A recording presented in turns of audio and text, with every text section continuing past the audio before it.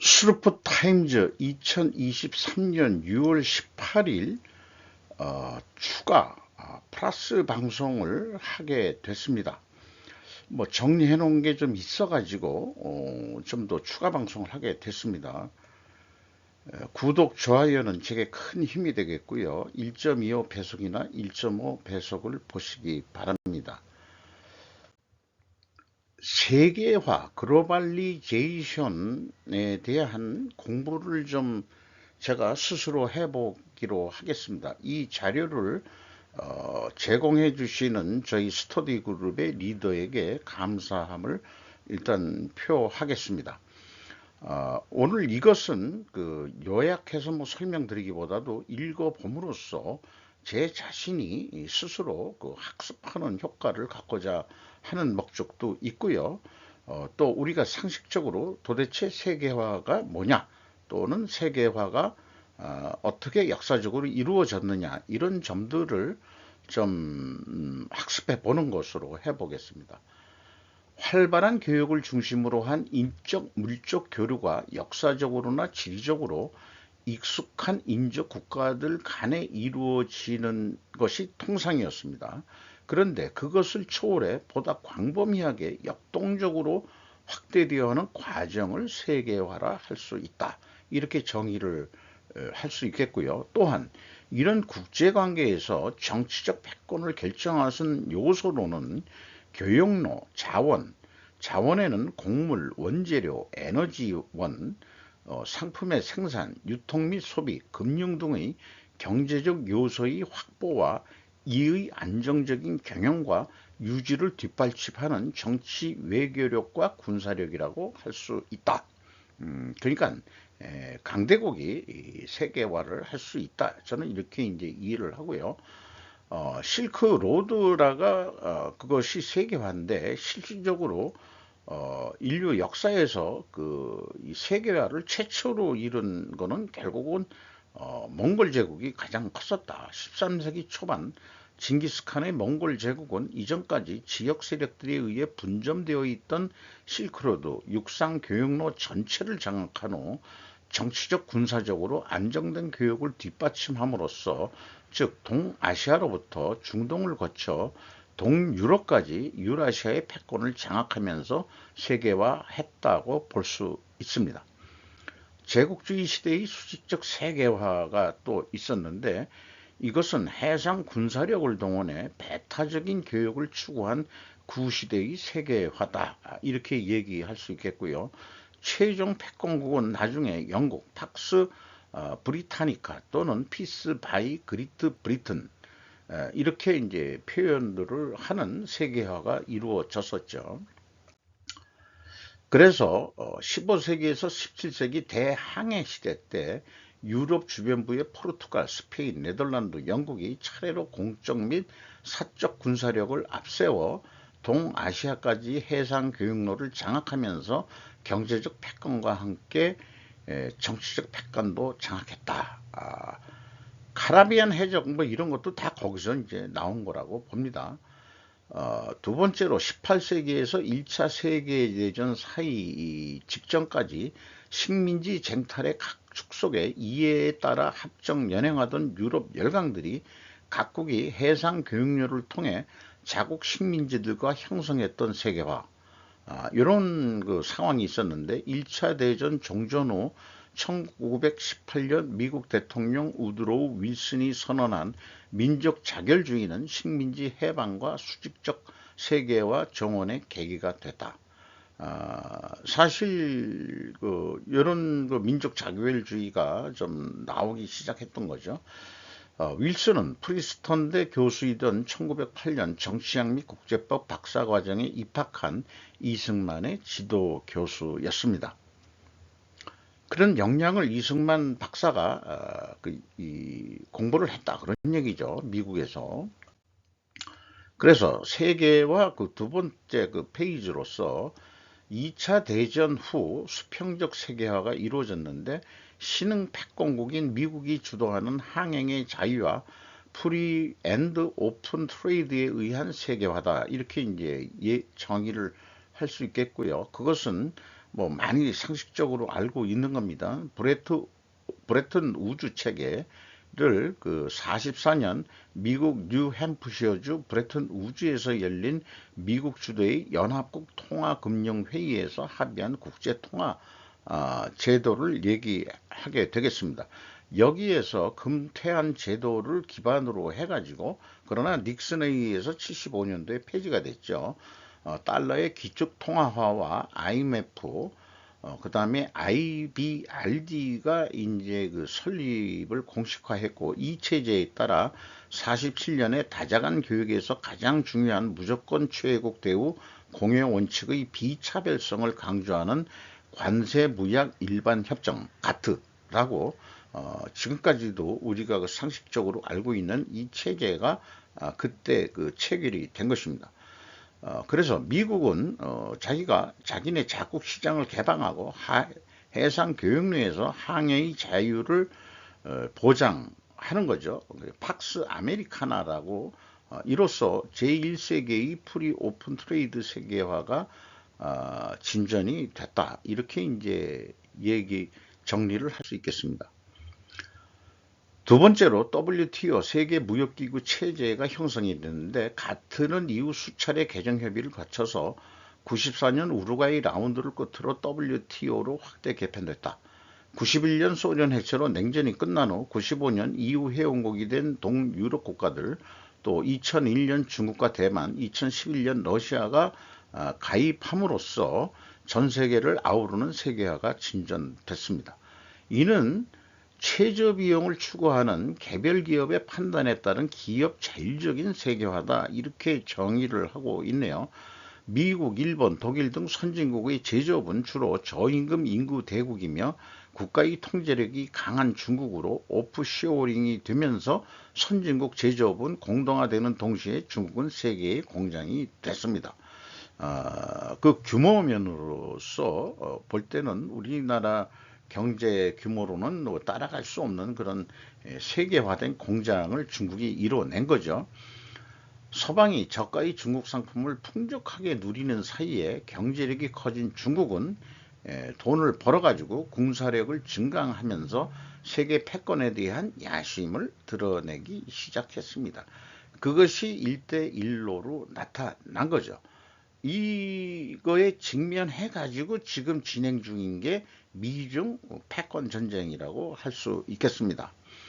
최저 비용의 추구의 원인 제공은, 그런데 이제 제가 스루풋 회계로 분석하는 거를 주 그 테마로 하고 있으니까, 원인 제공은 원가 회계 패러다임임을 인식할 필요가 있습니다. 그러니까 정치, 경제, 역사에 영향을 미치는 그 근간에는 원가 회계가 있었다 하는 점도 좀 알아주셨으면 합니다. 그런데 그 원가 회계를 저는 이제는 그 수명이 다했다, 이렇게 지금 소개를 하고 있는 중이죠. 그래서 생각을 좀 바꿔야 된다, 그런 얘기를 하고 있는 건데, 요거는 1910년대부터 현재 2022년과 현재 사이에 큰 그 경제적인 흐름과 그 정치적인 흐름, 뭐 이런 것들을 좀 정리를, 굵직한 사건들을 정리를 해 놓은 겁니다. 현재 1990년 초반에 그동안의 그 시장은 공급자 중심의 소품종 대량 공급 생산 시대에서 무조건 밀어내기식 생산을 했는데, 맞는 것을 판다 했지만은 어느 정도 성숙 경제가 되면서 1990년대 90년대 초반 소비자 중심의 다품종 소량 요구하는 그런 시대로 지금 쭉 진행 중이 있는데, 문제는 원가 회계로 해서 생산도 푸시로 하는 방법으로 가기 때문에 좀 문제가 일어나고 있다, 이렇게 보여집니다. 그 중에 하나가 인플레이션이라고 저는 보고 있고요. 현재로서는 탈중 중이고 IPEF 출범이 됐고 인플레이션이 계속 문제가 되고 있다, 이렇게 좀 얘기할 수 있겠습니다. 현 시대는 만든 것을 파는 게 아니고 팔리는 것을 만든다. 이렇게 좀 얘기할 수 있겠어요. 세계화된 선진국의 살만했었습니다. 금리도 낮았습니다. 그리고 1990년대 세계화 오프쇼링이 됐었죠. 생산 경영 SDBR이라는 게 필요하게 된 이유. SDBR은 제가 소개를 오늘은 생략을 생산 경영의 한 방법입니다. 탈중 디커플링에서 디리스킹으로 말을 뭐 바꿔 부르든 어쩌든 간에 이런 상황에서 우리가 어떤 적정한 생산 방식을 가져야 되는데 그것이 그 생산 방식으로는 안 된다. 돈을 벌려고 그러면은 쓸데없는 재고들을 많이 생산하지 말고 SDBR이라는 거로 해서 경영을 해야 자금 부담을 최소화하면서 돈을 벌 수 있다. 이렇게 이제 또 얘기는 일단 소개를 할 수 있겠어요. 그리고 인구 대역전 2021년에 발간된 책이라고 하는데 젊은 노동 가능 인구가 많았던 시대에는 중국이나 동남아시아 저임금 나라에 많은 그 선진국들이 투자를 했습니다. 그런데 중국도 역시 지금 노인 인구가 늘어나고 뭐 우리나라도 마찬가지입니다만 소비만 더 늘어난다고 인식할 수 있습니다. 노동 가능 인구가 자꾸 줄고 있기 때문에 소비만 더 늘어난다고 인식할 수 있는데 그래서 젊은이들은 디프레이션적 존재라고 정의를 하는 사람이 있고요. 노인들 때문에 노인들은 인플레이션적 존재라고 하고 있습니다. 따라서 고령화 시대에는 그래서 인플레이션은 당연하다라고 얘기할 수 있겠습니다.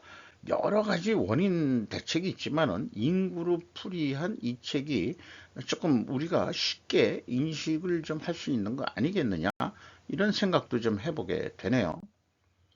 그래서 최근에 이제 공급망 재구성이라는 이름으로 중국과의 그 디리스킹 작업을 하고 있는 건데 미국이 촉진하거나 강제하는 리쇼어링이다 이렇게 소개를 할 수 있고 핵심적으로 칩스 앤 사이언스 액트 반도체 육성법 미국 내 반도체 사업을 지원하는 거 그다음에 IRA 인플레이션 리덕션 액트 인플레이 감축법 북미산 전기차와 비중국산 소재 부품 사용 2차 전지만 세액공제를 하겠다는 법, 그 다음에 바이오 산업의 행정명령이 뭐가 있었고, 반도체 장비 수출 통제 정책도 한다.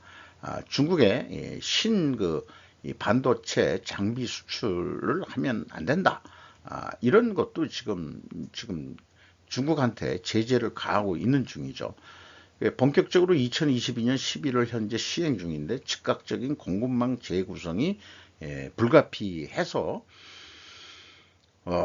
지금 한국도 미국에다가 공장 막 때려줄 수밖에 없는 상황이고 뭐 중국마저도 미국에다가 공장을 좀 허가해달라 뭐 이러고 있는 중이고 그런 것 같습니다. 그래서 현재 시대가 고임금의 인플레이션 시대다. 지금 우리가 당장 지금 그걸 생활 물가서부터 경험을 하고 있죠. 임금은 올려줘야 되고, 거기다가 인플레이션 시대가 되고 있기 때문에 기업들의 이익률이 날이 갈수록 좁아지는 거, 이런 것도 있습니다.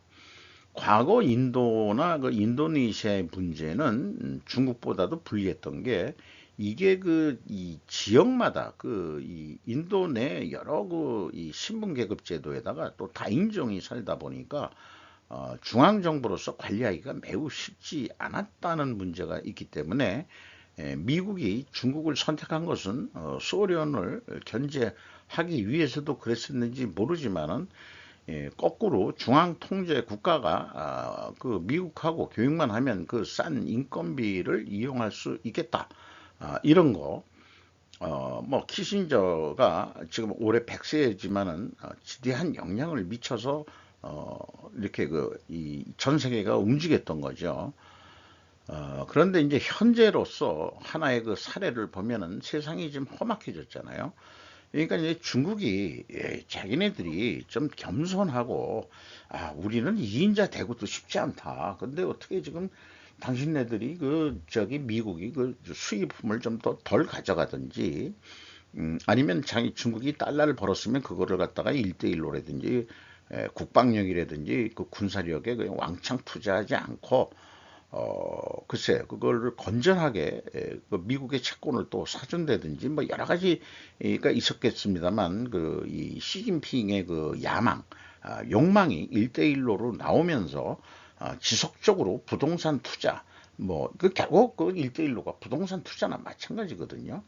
근데 부동산 투자를 하면서 그 해당 국가의 국민들을 채용을 하고 거기에서 나오는 그 기간 산업의 무슨 자재들을 좀 써주고 하면 되는데 이게 돈만 꿔주고 지들이 다 중국인들 갖다가 쓰고 그 다음에 이제 이 자재도 전부 다 중국에서 가져오고 이렇게 되면은 그 나라는 혜택을 보는 게 없다 이 말이에요. 그러니까 나중에 빚을 못 갚으면은 그 빚이 달러를 가가지고 공사비로 그 집행이 된 것도 있겠지만 그 와중에 빤하죠. 그 뇌물이 일어날 수 있고 또 부정부패로 돈을 빼먹는 놈들도 생기고 뭐 이러다 보니까 꼭 그런 나라에다가 이제 그 해가지고 1대1로를 해서 어, 뭐 문제가 지금 많이 생겼던 거죠. 그래서 야, 이 중국이 지금 안 되겠다. 이렇게 됐던 거 아닌가. 그런 거로 이제 저도 그렇게 이해를 합니다. 그래서 세상이 지금 험악해지고 있는데 각지의 분쟁이 또 촉발이 되는 것 같기도 하고요. 그래서 그 방위산업 우리나라가 하고 있는데 생산 경영 방법 중에 하나가 아까 그 SDBR 이라는 거에서도 구체적으로 나가면은 MTO와 ETO라는 게 있는데 이것도 구체적으로는 별도의 얘기입니다. 이런 거는 전문적으로 교육 사업이기도 하겠습니다. 그런 점을 좀 말씀드리겠습니다.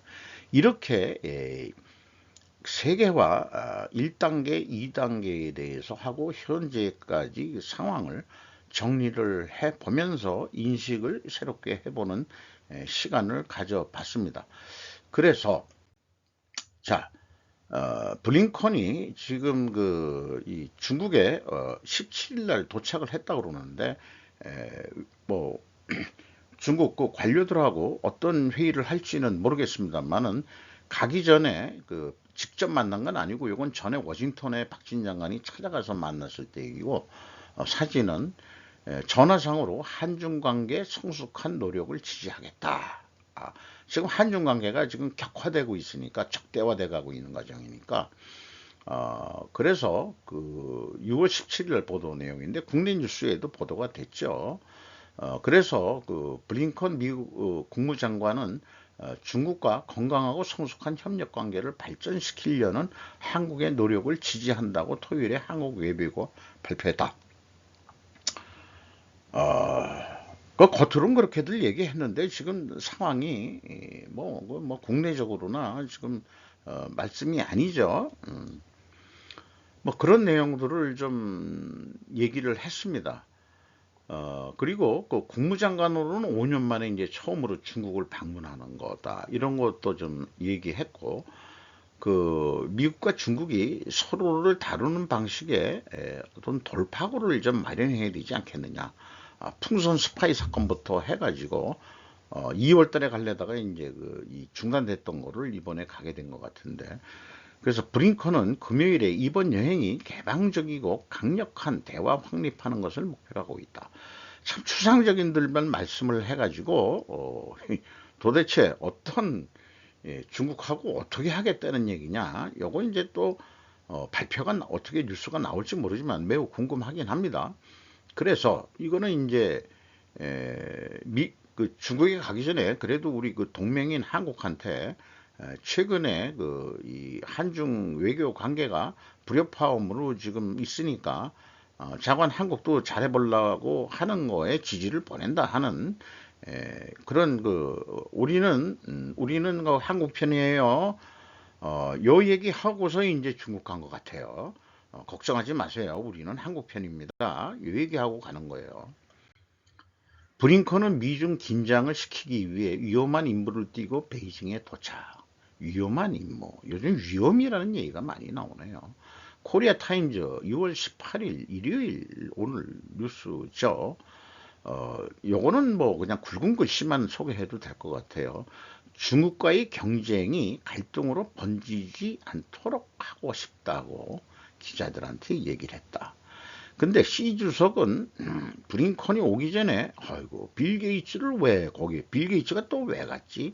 마이크로소프트 공동 설립자인 빌 게이츠와 회담에서 구체적이진 않지만은 이것도 추상적으로 미국과 중국이 우리 두 나라의 이익이 되도록 협력할 수 있다. 우리는 항상 협력할 마음이 있는데 미국 너희들이 우리를 왜 자꾸 못 살게 구느냐는 식으로 얘기를 하는 것 같아요.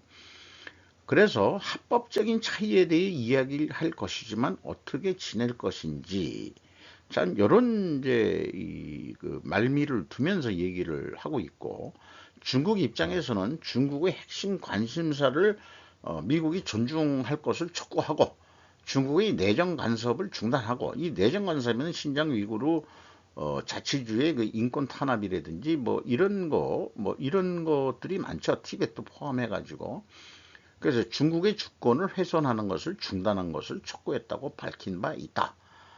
그리고 경쟁이라는 이름으로 보안 및 개발 이익을 보장한다. 중국은 내정 간섭하지 말고 우리를 존중하면서 그러면은 미국과 경쟁하면서 보안 및 개발 이익을 보장하겠다. 금융시장도 개방해 준 입장이니까 이런 얘기를 하는 것 같아요. 그래서 어쨌든 이 경쟁을 관리하려는 진심 어린 열망을 가지고 베이징에 올 것입니다. 이제 이렇게 이제 미국 관리는 얘기를 했고요. 그 다음에 뭐 국가안전보장회의 아시아 최고 전문가인 커트 콤벨이라는 사람이 긴장을 관리하려면은 치열한 경쟁이 치열한 외교를 필요로 합니다. 그러니까 지금 실질적으로 긴장 관계이긴 한데 대립 관계고 갈등 관계다 이거죠. 긴장이라는 게. 좀 더 강력한 용어인지는 모르겠습니다만 치열한 외교를 할 수밖에 없는 거다. 그러니까 외교라는 게 이런 거죠. 외교라는 게 가서 신사적인 말로 하는 게 다 외교긴 하지만은 제가 어디서 그 전문가한테 들은 얘기는 외교라는 것은 평화 시에는 그렇게 하는데 긴급 시에는 미국 애들이 하는 방법은 무지막지하다는 소문을 많이 들었어요. 까불지 마. 까불면 죽일 거야. 뭐 한마디로 뭐 거의 뭐 조폭 같은 수준으로 그 말을 갖다가 순화된 언어를 썼다 하더라도 내막인즉슨 그런 식으로 하는 경우가 많았다라고 얘기를 듣기는 하고 있습니다. 이 코리아 타임즈는 AP 통신의 뉴스를 그대로 전달한 것으로 보여집니다. 그래서 이 그 보도 내용을 한마디로 요약하자면은 제가 미중 경쟁은 하는 것이되 갈등은 하지 말자 이런 얘기인 것 같아요.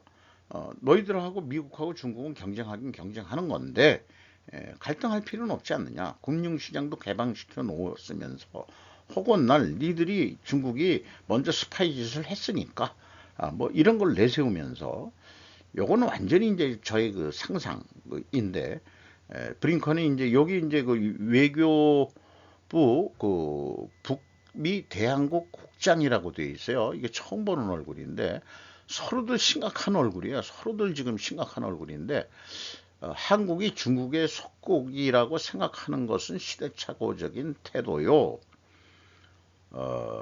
한국이 미국의 종속국인 거 알지? 이 말 아닐까요?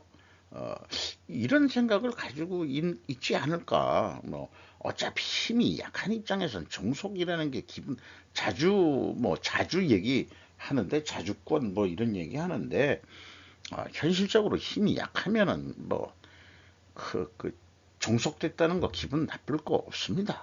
뭐 그렇게 생각합니다. 미국과의 관계 개선은 한 가지에 관한 것일 수 있습니다. 어려움을 겪고 있는 중국 경제.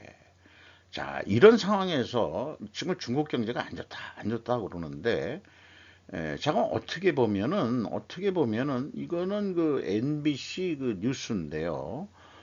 어, 이렇게 이 갈등을 하지만 사실 중국 경제가 지금 이 엔데믹이라고 그러지만은 지금 잘 못 일어서고 있다 그러는데, 이것은 어 성숙 경제가 되면은 뭐 당연한 거다. 이제는 우리나라도 이 저성장 구조로 들어갔고, 일본도 저성장을 30년 동안에 해오고 있는데, 어느 정도 곡시점에 오르면은 더 이상 못 올라가게 하는 어떤 이 달러에 의한 어떤 지배력으로 해결하든지, 그건 그 기법을 내가 잘 모르겠습니다만은, 이 패권 국가가 하는 방법은 여러 가지가 있을 것 같습니다만은, 어쨌든 지금 중국 정부가 이 미국 기업인들 만나고 그다음에 빌 게이츠 만나고 뭐 이런 것은 접대를 했다, 이런 얘기. 접대라는 용어가 나오고 있습니다. 우리나라 중국에 계속 투자해서 좀 달러 좀 집어넣어서 이런 얘기인 것 같아요. 미국과의 긴장 완화에 대한 중국의 명백한 개방성은 우연이 아닐 수 있습니다. 왜 그러냐? 거기에 한 가지 문제가 있다면은, 그것이 뭐냐 그러면은, 대졸자가 2023년에 1100만 명, 거의 1160만 명이 한 해에 배출이 된답니다. 이거 우리나라가 5천만이니까, 아우, 이거 대단한 인구가, 그렇게 고학력자들이 쏟아져 나오는데 취직할 데가 없다 이게요. 그러니까 졸업도 연기한다. 우리나라 이미 겪었습니다.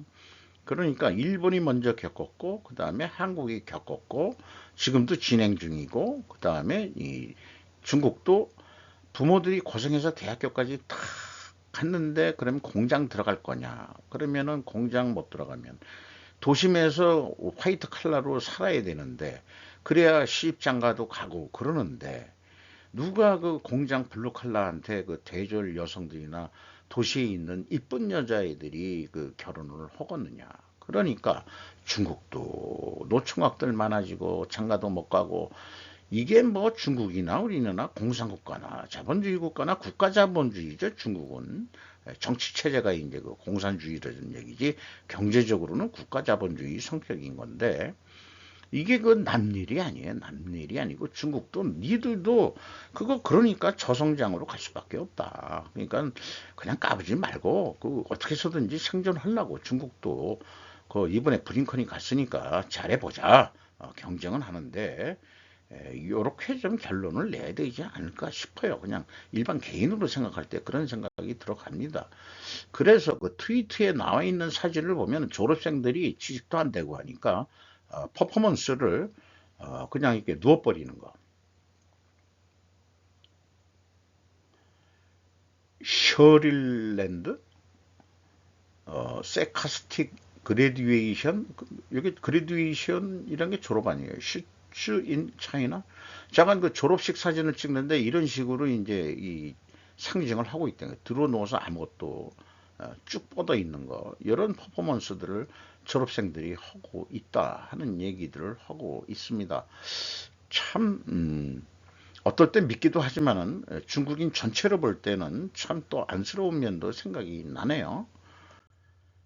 유럽연합은 AI를 규제하기 위한 법률 초안을 승인했다. 이코노 타임즈 넬로 크리스티안이 지음 해가지고 이 인공지능 규제법에 인공지능 이런 거 때문에 이 법률은 전적으로 위험 개념을 중심으로 구성되어 있다는 것을 주목할 필요가 있다고 생각을 하고, EU에서 세계 최초로 사회의 거의 모든 분야에서 인공지능을 규제하는 데 전념하는 최초의 법률이 될 것이다. 만약에 중국처럼 중국에서 이미 시험을 다 해가지고 미국의 인터레스트 펄슨 인터레스트인가 그런 드라마도 있었습니다만은, 안면 인식 프로그램 등 뭐로 해가지고 다 이렇게 감시 체제 속에서 사는 미래 사회를, 우리나라도 CCTV 많이 있죠. 그래서 한국에 소매치기가 없다는 동 뭐 어쩌고저쩌고 하는데, 그게 다 CCTV 덕 아니겠느냐라는 설도 있고요. 뭐 다양합니다만은 중요한 것은 성숙된 윤리관과 도덕관이 또 좀 필요하긴 하겠죠. 그런데 그런 나라에서도 이 공산국가나 통제국가나 아니면은 자유민주국가라는데도 중앙 정부들이 이런 거 하는 거 아니냐라고 또 그 음모론 쪽으로서는 다 또 얘기가 나오고 있으니까 EU에서 이런 법을 먼저 선행적으로 그 이니시티브를 잡아가지고 하는 거 아니겠느냐 이런 생각이 들어가네요. 인공지능 미래 세계에 어떤 영향을 미칠지 참못 자관 그 저는 그 어떻게 바뀔지 잘 모르고 이 지구를 떠날지 모르겠습니다만은 밀값 오를 때 가격 올린 라면사 내릴 땐 고심 조선비즈 양범수 기자의 보도 내용인데 추경호 그 부총리께서 라면값 밀가격 맞춰 대응해 줬으면 하고 바람을 했답니다. 자관 그 옛날 그 강제 그런 이게 아니고 이 자유자본주의를 얘기하는 입장에서는 정부에서 강제적으로 통제를 하는 것은 이제 좀 어렵겠죠. 그러니까 이제 이런 식으로 표현을 했는데 10개월 새 그 밀 선물 가격이 419달러에서 276달러로 떨어졌다면은 좀 그 가격을 내려야 될 거 아니냐. 그런데 라면 업계는 원가보단 또 원가 회계가 또 나오고 있어요. 그 다각도로 검토한다. 뭘 다각도로 해야 돼요? 제조원가라는 게 그렇게 복잡하냐? 재료비에다가 그 가공비도 한 게 제조원가인데 뭔 말들이 많은지 모르겠어요. 이 밀가루 가격이 떨어진 것은 맞는데 원가 부담이 여전하다. 그러니까 그게 원가라는 걸 되게 어렵게 만들어 놓고 그래서 뭐 이거 어렵고 저렇고 해가지고 여전해서 가격 낮추기가 쉽지 않다. 그러나 그 전향적으로 검토를 하겠다. 이런 얘기를 했다는 거예요. 그런데 이제 여기에서도 속한 게 지난해 9월 15일에 그 신라면 등 주요 제품 출고 가격을 평균 11.3% 올렸다. 10% 오르면은 뭐 대단한 인플레이션이죠. 어, 저도 그 사실은 뭐 귀찮으면은 그 라면 사다가 그냥 한 끼 때울 때 있습니다. 간단하게. 아주 국민 그 이 간식도 아니에요. 주식 라면이. 거기다 김치 하나 있으면 딱 좋은 거죠. 김치 하나 있으면은. 그렇습니다. 그래서 이미 한번 그 농심 거를 분석을 해서 소개를 했는데 가격면으로만 한번 따져봤어요. 원재료 가격 추이인데 요게 이제 매입 비중이 있습니다. 딴 것도 있기 때문에 그래서 그 이 소맥과 팜유 그 라면 만드는데 그 기름이 식용유가 많이 팜유가 들어가니까 그래서 그 21.9%가 그 하락을 했는데 여기까지는 단순 평균인데 전체 구매액은 딴 것도 있기 때문에 56.8%면은 가격 인하 이율은 12.5% 압력을 받을 거다. 이런 얘기고요. 그러면 12.5% 내려야 되냐? 그러면 이제 아까 뭐 원가보다는 웃는 이렇게 얘기를 했는데 그럼 제품 판매 가격은 하나도 안 내렸다 이 말이에요. 근데 작년에 단순 평균으로 12.3% 증가를 시켰어요. 아까 그 이 언론 보도 내용은 11.3% 출고가 올렸다는데 지금 이렇게 계산하면 12.3%입니다. 평균 단가가.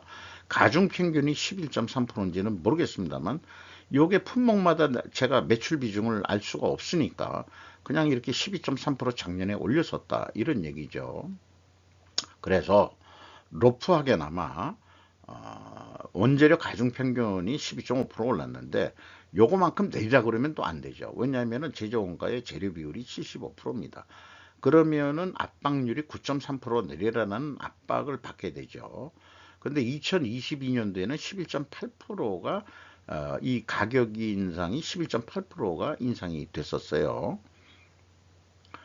그리고 가공 비율을 보면은 가공 비율이 1% 증가를 했어요. 요거 뭐 인건비도 조금 오르고 뭐 이런 경비도 오르고 하니까 이게 이제 밀가루 가격은 나라도 운영 비용이 그대로 인정을 한다 그래도 공장 가공비를 0.3%. 근데 가공비를 인정을 하면 안 되는 게 왜 그러냐 그러면은 자기네들이 낭비한 것도 소비자한테 전가하는 것은 잘못된 거 아니에요. 그러니까 원가 절감하라는 얘기가 아니고 낭비적인 게 뭐가 없는지 이런 것도 따져봐야 된단 말이죠. 가격 심사하는 건 아니지만은. 그래서 이거를 합쳐보면은 어쨌든 9.1%는 그래도 최하 내려야 되지 않느냐. 근데 안 내렸다 이 말이에요.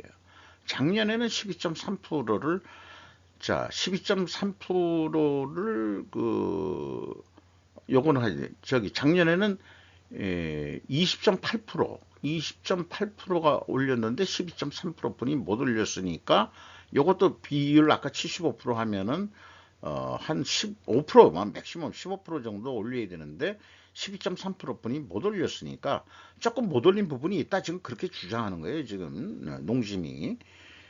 다른 라면 업체도 뭐 마찬가지겠지만은 그럼에도 불구하고 그러면은 그 한 9% 정도가 내렸으면은 최하 그래도 한 5% 정도는 가격을 내려야 되지 않겠냐. 아니면 더 나가서 한 7, 8% 과감히 내리든지. 그래서 요거 제가 좀 아재 개그를 좀 해보겠습니다. 이제 농심이라는 거 옛날에 형님 먼저 아우 먼저 옛날 그 코미디언 두 분 구봉서 씨하고 곽 누구신가 그 두 분들이 그 광고에 나와가지고 어렸을 때 봤을 때 형님 먼저 아우 먼저 형님 먼저 아우 먼저 뭐 이래가면서 농심라면 선전 광고를 했던 거 어렸을 때 기억도 납니다만은 두 형제가 농사를 져가지고 밤에 그 이 형이 동생 추수한 그 이 볕단에다가 그것을 갖다 놨는데 동생도 똑같은 생각을 해가지고 그대로 갖다가 또 놨다. 그래서 그 다음날 잃어보니까 안 줄었더라 이거예요. 그래가지고 이 형제의 우애에 막, 야, 그때 이제 그 광고를 감격스럽게 봤죠. 아니, 농심이 그때 아주 그냥 그 히트를 쳐가지고, 그건 그렇습니다만은, 그런 것까지도, 나이 들어서 그 광고가 기억이 나네요. 그래서 이제는 시대가 변하지 않았어. 시대가 변했는데, 좀 더 우리가 그걸 뭐라 그러는 게, 그러니까 도시남이라고 그러나요? 도심으로 좀 저기 이름 바꿔가지고 좀 가격을 좀 인하해라. 새 제품, 도심, 도심 시인 라면 이렇게 해가지고 한번 해가지고 인기 좀 다시 좀 얻어가지고 시장을 좀 더 점유해 보시는 게 어떻겠냐.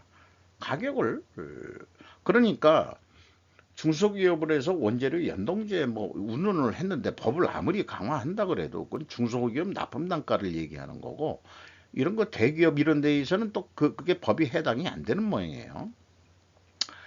그러나 일부 이미 그 글로벌 기업이나 또 국제적인 그 이런 기업들은 국제 시세에 연동해서 이미 판매 가격들은 다 결정하고 있습니다. 이 또 그렇거든요. 원재료 가격에 연동이 돼가지고 다 판매 가격 연동시키는 거 다 그 합의가 돼가지고 그렇게 또 판매들이 되고 있습니다. 그래서 이미 한 거지만은 그 단순 4배로 하면 이거를 이제 그 판매 단가라고 가정을 비유를 해보는 거예요. 그 한 차당 257만 원에 그 이 쭉 출고가 되게 만들면은 재고가 4% 는다 그럴 때 한 15만 9,563원이 지금 남게 돼 있는데 요게 재고가 4% 누르면은 결산하면은 요렇게 나온다 이게요. 요렇게 4% 증가하면은 그런데 재고를 증가시켰죠. 재고를 감소시키면은 가격이 조금 내려갑니다. 이익이 이게 이제 그래서 어, 그 회사들은 재고를 많이 안 줄이려고 노력을 하게 된다는 얘기죠. 어쨌든 257만 원의 판매 가격을 소비자 가격으로 이렇게 제시를 하게 됩니다. 근데 지금 상황에서도 이게 더 깎을 소지는 있다 지금 이렇게 보고 있는 거 아니에요? 근데 이제 스르폿도 또 안 깎은 상태에서도 실적만 가지고 도 255만 원, 뭐 큰 금액은 아닙니다만 2만 원 싸게 해도 뭐 이렇게 1,479억 원이나 남는다. 14만 7,900원이나 남는다. 그러면은 20만 원도 안 남는데 그렇게 되면은 자 가격은 조금 내리고 자기네들이 또 판매 유통을 더 좀 잘해서 재고 회전율을 19회 전까만 성공을 해도 5.2% 정도 더 노력을 못 하겠느냐. 광고 선전을 또 하든지 말든지 해가지고 그러면은 그 매출이 268만 원 선까지 올라갈 수 있고 이 영업이익은 20만 원을 남길 수 있다. 그래서 스루프상으로 그 재고가 그 감소했을 때는 스루풋은 이 판매 가격이 낮게 이렇게 해낼 수 있습니다. 이 점을 좀 말씀드리겠어요. 그래서 요 대목에서도 향후 우리가 이 판매 가격 결정 이런 걸 위해서라도 우리는 스루프 회계로 해야 단순하고 서로 합의하기가 좋다. 괜히 제조원가 해가지고 그 다음에 가공비가 어떻고 판매 관리비가 어떻고 그런 얘기 하지 말고 그냥 재료비 가격 얼마 올랐고 운영비용 그거 인정 안 하면 재료비 가격만 해도 반영하자 뭐 이런 식으로 하든지 이렇게 해가지고 뭐 가격 결정 요인을 할 수 있지 않겠느냐 저는 그렇게 생각을 합니다. 저렴한 도쿄 비싼 서울 이런 뉴스가 조선일보에서 나와가지고 환율 관계 뭐 이런 것 때문에 자관 일본이 이 디프레이션에서 벗어나 가지고 일본도 조금씩 인플레이션이 돼가고 있는데 한국은 더 인플레이션이 돼가지고 지금 뭐 이 엔화 환전 이런 것도 뭐 많이 일어난다고 하고 그래서 서울이 이렇게 인플레가 높아지면은 동경몰가보다도 비싸되면은 누가 외국인이 한국에 오겠냐. 그러니까 이 국가 전체를 위해서라도 합리적으로 인플레이션 가격으로 해서 가격을 올라야지 냉면 한 그릇에 뭐 만 얼마? 그게 지금 말이 되느냐 이게요. 말이 되느냐 이게요. 냉면 하나 먹는데. 그러니까 이게 장사 속들이 그러니까 지금 와서 이렇게 생각하면 이문을 남겨야 되는 건 맞는데 그건 뭔가 윤리 도덕이 좀 있어야 돼요. 이제 장사하는 사람들은. 정치인도 마찬가지지만은 이게 LGBT가 뭐 소수 뭐 이거 퀴어 뭐 이건데 저는 개인적으로 이거 얘네들 인정하고 싶진 않아요. 아니 인정한다 그래도 이런 축제 왜 하니? 그냥 니들끼리 그냥 놀아. 왜 남들 그 눈꼴 사납게 그래가지고 홍준표라는 사람이 저 완전 보수 꼴통인데 그런 사람이 대구 시장을 하고 있는데 홍준표 연맹이겠다는 얘기. 얘네들 무슨 정치적 의도가 있는 거 아니에요? 이게 남자 새끼인지 여자 새끼인지 남자 새끼겠지. 저게 무지갯빛 이게 이제 이 상징이겠는데 여자처럼 화장질 한 거냐? 아니면 진짜 여자인지 잘 모르겠어요. 소수를 약자로 봅니까? 전 그거에 대해서는 또 좀 이게 참 자유민주주의라는 게 참 그래서 어렵단 말이죠. 그래서 법원에서는 표현의 자유가 사업의 자유만큼 중요하다며 축제 주재자체의 편을 들었다. 그래가지고 세상에 우리나라 대구에서 공무원하고 경찰하고 붙은 사건이 일어났단 말이죠. 참 얘네들 때문에 같은 공무원끼리 경찰도 공무원인데 참 그게 외국 신문에까지 이렇게 나오니 그러니까 취급은 안 하려고 그랬는데 외국에서 이거 뉴스감인데 하고서 이거 냈던 얘기 아니에요? 이나몰이 가쪼도 경멸에 가까운 취급을 받았다. 사회적 지위의 낮음을 통감, 현대에도 계속된다. 장사인의 차별과 전쟁. 여기에서 이제 산업공상 얘기가 나왔는데 이게 경영의 귀지라는 이나몰이 가쪼 회장도 그런 해서 일본도 무슨 공무원 이런 것들을 많이 따지는 모양이에요. 그래가지고 근데 이제 우리나라도 일제 시대를 돼서 산업공상인데 일본도 산업공상 근데 원래는 계급제도가 아니다. 그래서 회사가 훌륭하게 되면 주식가치도 오르고 주주도 행복합니다로 자본주의 사회에서 지금까지의 통념을 크게 바꿀 필요가 있다. 그러니까 회사가 훌륭하게 됐는 얘기는 회계 투명성은 저는 회계 투명성만 얘기를 해요. 회계 투명성 하려고 그러면은 윤리관과 도덕관이 뒷받침돼야 됩니다. 지금 스로프 분석을 하면서도 계속 그런 건데, 에, 윤리관과 도덕관이 뒷받침된 경영을 해야 된다라고 이나모리 회장도 얘기를 하고 있습니다. 초인류 기업. 그리고 이런 투명한 기업은 존중받아야 마땅합니다. 기업인도 존중받아야 마땅합니다.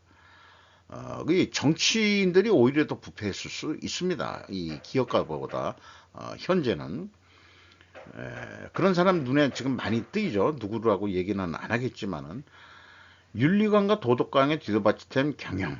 이게 바람직합니다. 일본에서 참 이런 뉴스를 내는 걸 보면은 이게 그래서 우리보다는 한 발 앞선 선진국이다는 걸 내가 인정 안 할 수가 없어요. 이제 윤리는 에틱이라고 우리가 번역을 하면 좋을 것 같고 도덕과는 이제 모랄이라고 그 얘기를 하면은 될 것 같아요. 그러니까 그럼 차이는 뭐냐 그러면 요거는 이제 사회 인문학에서 이제 그 전문가들이 얘기해 주시면 감사하겠고 저는 그냥 뭐 이 단어적인 입장에서는 윤리란 것은 인간으로서 당연히 지켜야 될 도리 같은 거 그리고 이제 도덕관이라는 것은 이제 서로 사회적인 합의가 된 어떤 그런 걸 수도 있어요.